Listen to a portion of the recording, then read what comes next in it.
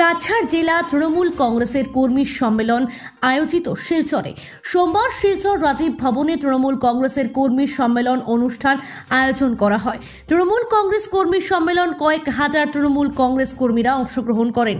তৃণমূল কংগ্রেস কর্মী সম্মেলনে করিমগঞ্জের প্রাক্তন সাংসদ রাধেশ্যাম বিশ্বাস সহ বিভিন্ন দলের কর্মীরা তৃণমূল কংগ্রেসে যোগদান করেন। বক্তব্য রাখতে গিয়ে তৃণমূল কংগ্রেস নেত্রী সুস্মিতা দেব বলেন, মমতা বন্দ্যোপাধ্যায়ের নির্দেশে দলের কাজ এগিয়ে নিয়ে যাবেন এবং সবসময় জনগণের স্বার্থে কাজ করবেন।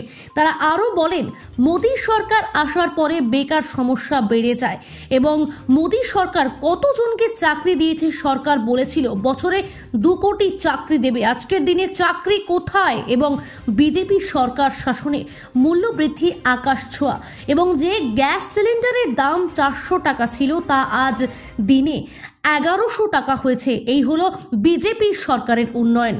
আগামী দিনে জনগণরা ভোটের মাধ্যমে বিজেপি সরকারকে দেখিয়ে দেবে বলে জানান। ব্যুরো রিপোর্ট, নিউজ অবিকল। আমি আমাদের তৃণমূল কংগ্রেসের সর্বভারতীয় নেত্রী মমতা বন্দ্যোপাধ্যায় মহাশয়া যে লড়াকু মনোভাব, সেই লড়াকু মনোভাবকে শ্রদ্ধা করে এবং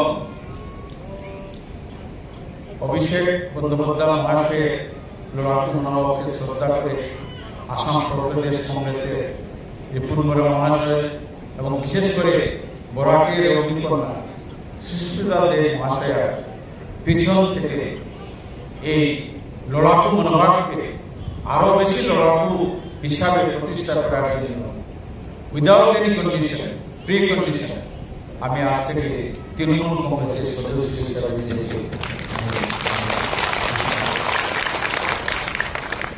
আজকে দেখুন, বরাক উপত্যকার আমরা বর্তমান যে পরিস্থিতি, সেই পরিস্থিতিতে আমরা দেখেছি আমাদের পিঠ দেওয়ালে লেগে গেছে। একটু যদি চিন্তা করি, এখান থেকে মরহুম আজকে মঞ্জুর চৌধুরী মহাশয় কেন্দ্রীয় মন্ত্রিসভায় স্থান পেয়েছিলেন।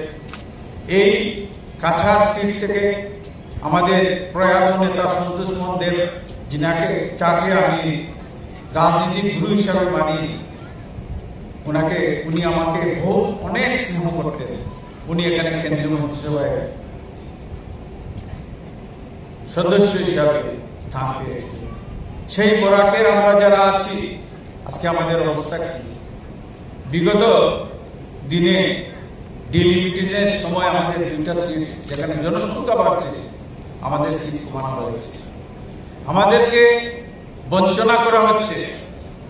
আজকে করিমগঞ্জ জেনারেল হয়েছে, কিন্তু সেখানে অনেক বেশি যোগ্য প্রার্থী থাকা সত্ত্বেও কোনো লোককে স্থান দেওয়া হয়। আজকে বরাকের যারা বেকার যুবক আছে, তাদের কোনো কান্না কথা হচ্ছে না।